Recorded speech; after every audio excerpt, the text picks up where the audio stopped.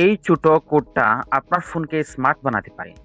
আবার আপনার কাছ থেকে ৳৩০০ বারবার আদায়ও করতে পারে। আপনি যদি eSIM ব্যবহার করেন, এই ভিডিওটি শেষ না দেখা পর্যন্ত স্কিপ করবেন না। আসসালামু আলাইকুম বন্ধুরা। আপনি দেখছেন এম এ মুমিন স্টুডিও। আজকের ভিডিওতে আমি আপনাদের বলবো eSIM এর আসল সত্য, এর উপকারিতা আর সেই অপকারিতা, যেগুলো কোম্পানি আপনাকে আগে বলে না। এখন প্রশ্ন করি, আপনি কি জানেন eSIM একবার রিলেট হলে আগের কিউআর কোড আর কাজ নাও করতে পারে? তাদের লিমিট হচ্ছে ২ বার, লাইফ টাইমে ২ বারই স্ক্যান করতে পারবেন। আর তখন কি হয় জানেন? আবার টাকা, আবার ঝামেলা। eSIM মানে এমবেডেড সিম, মানে আলাদা সিম কার্ড না, ফোনের ভিতরেই আগে থেকে লাগানো থাকে। কিউআর কোড স্ক্যান করলেই নেটওয়ার্ক অ্যাক্টিভ, দেখতে স্মার্ট, কিন্তু সব স্মার্ট জিনিস কি নিরাপদ? eSIM এর কিছু ভালো দিক আছে।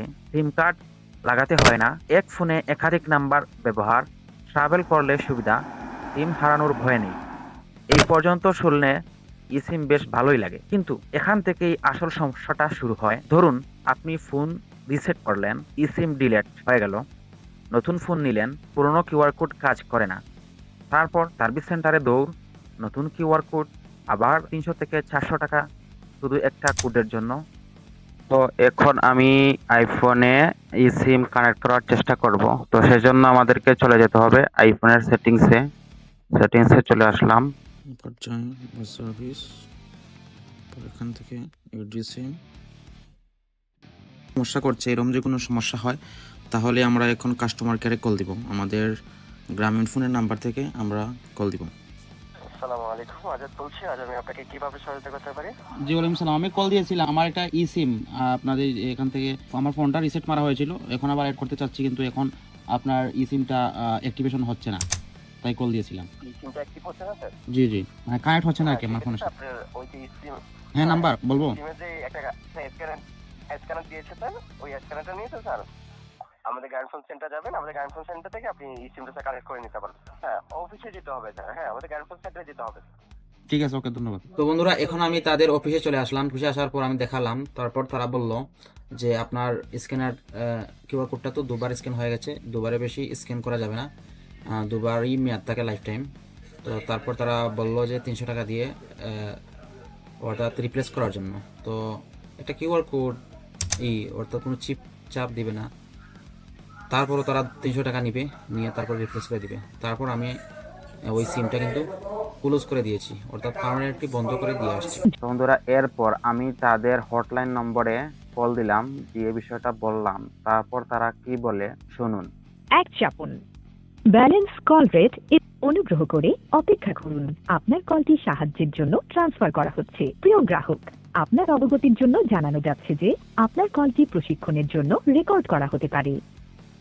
আসসালামু আলাইকুম, রাজু বলছি। আজ আপনাকে কিভাবে সহযোগিতা করতে পারি? জি ওয়ালাইকুম সালাম। আমি কল দিয়েছিলাম অনেক দুঃখে এবং কষ্টে নিয়ে আপনাদের সার্ভিস এবং ইয়ের জন্য। আমি একটা সিম কিনেছিলাম, ঠিক আছে? সিমটা আমার ফোনে রেজিস্টার করেছিলাম এবং ফোন দুইবার রিসেট দেওয়ার পর দুইবার কানেক্ট হয়েছে, তারপর থেকে আর মানে স্ক্যান হয়ে সিমটা অ্যাক্টিভ হচ্ছে না। তারপর আপনাদের এখানে কল দিলাম, আপনারা বললেন যে আপনাদের কাস্টমার কেয়ারে যাওয়ার জন্য। গেলাম, ওইখানে যাওয়ার পর আপনাদের কাস্টমার কেয়ার যিনি আছেন উনি বললেন যে আপনার স্ক্যান দুইবার হয়ে গেছে, জীবনে দুইবারই সিম স্ক্যান করা যায়, এর চেয়ে বেশি যায় না। তারপর উনি বললেন যে নতুন সিম রিপ্লেস করার জন্য তার জন্য টাকা দিতে হবে ৩০০ টাকা। এটা কি আমি বুঝলাম না, একটু বুঝিয়ে বলতে। জি স্যার, অবশ্যই স্যার। নর্মালি হচ্ছে এই সিমটা হচ্ছে আপনাকে যে একটা কিউআর কোড দেয়, ঠিক আছে?